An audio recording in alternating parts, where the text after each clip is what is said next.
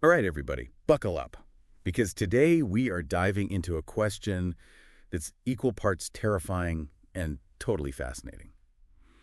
Could a creature like a zombie, one that seems completely driven by instinct, actually exist? Ooh, that's a good one. Right. Well, get this. We're taking a deep dive into a new theory about consciousness, and basically it says, nope, not a chance. Oh, interesting. Tell me more. So there's this article, and honestly, it totally blew my mind. It made me rethink what it even means to be conscious. Okay, I'm intrigued. So what's the article say? It argues that consciousness isn't just like having a super powerful brain that processes information really well. Right. It says it's totally, completely intertwined with having a physical body. Oh, wow. I see where this is going, and I'm here for it. Right. It's but wait, you're thinking, don't we use our brains to think? Yeah, exactly. And it's yes, of course. But this theory, it goes way deeper. It suggests our brains actually evolved the way they did because of our bodies. Now that is interesting. How so? It's all about how we interact with the world around us. It's not just about having a brain that's like a computer. Yeah, it's more than just processing power, right? It's about how we experience and learn from the world using our senses and our bodies. Exactly. That's what they're saying. Yeah. So this theory, it centers on this idea of, get this, causal inference. Okay, causal inference. Break that down for me. So it's how we learn that the things we do have an impact on the world.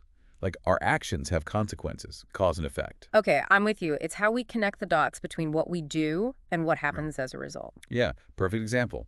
Learning to drive. You hit the gas pedal, the car speeds up. Exactly. Or you turn the steering wheel. You turn, the car goes that way. And our brains, they pick up on that. Exactly. Through those physical actions, our brains start building this amazing model of cause and effect.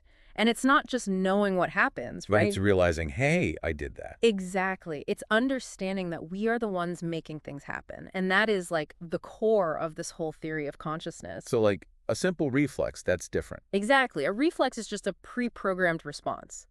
But this conscious action, that understanding of cause and effect of I do this, then that happens, that's what separates intentional action from just reacting, It's higher level thinking. Exactly. And we see this, by the way, not just in humans, but in animals too. Oh, right.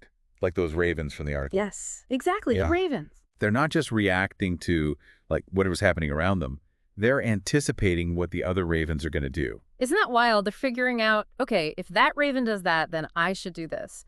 It's they understand the other ravens have their own thoughts. Amazing. It's they have a theory of mind. They can get inside each other's heads a little bit. Precisely. That's what's called second-order consciousness, being aware not only of your own actions and their effects, but also of the actions and intentions of others. Wow. That's a pretty high level of thinking for a bird. Right. But we humans, we take it even a step further with what we call third-order consciousness. We can think about our own thoughts. Whoa. Right. We can anticipate our future selves. What will future me want to eat for breakfast tomorrow? Better put these leftovers away. Right. Or what am I doing with my life? The big questions. Exactly. We can reflect on ourselves in ways that other animals don't seem to. It's all built on top of those simpler layers of interaction with the world.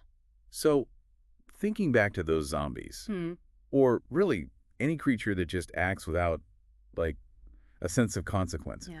If everything they do is basically just a pre-programmed response, can we really say they're conscious? That's the million-dollar question this theory is trying to answer, right? Because it's if they don't understand cause and effect, if they don't get that their actions have an impact, are they really making choices? Exactly. And if they're not making choices, how can we say they're conscious in the way that we understand it? Yeah. This theory suggests that real consciousness, the kind that would allow for something like free will. Or even just genuine intentionality. Exactly. That requires a feedback loop between our actions and the world. And that loop, it has to run through our physical embodiment. Right. Like that part in the article about the interventionist theory of causation. Yeah, love that part. How do we even know if one thing really causes something else to happen? Or if it's just, a coincidence? Correlation isn't causation. Exactly. We can't just observe from a distance. We have to interact, to experiment, if we want to understand those deeper mechanisms. It's if we want to understand, I don't know, how a jet engine works, we wouldn't just watch it. We'd want to tinker with it, see how all the parts fit together, how changing one thing affects everything else. A perfect analogy.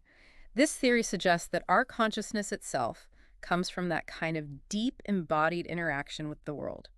It's through our senses, our movements, our actions, and their consequences that our understanding of ourselves and the world emerges. So, as much as I love a good zombie movie, this theory makes you wonder, doesn't it? It really does. It challenges our assumptions about what it means to be a thinking, feeling being. Right.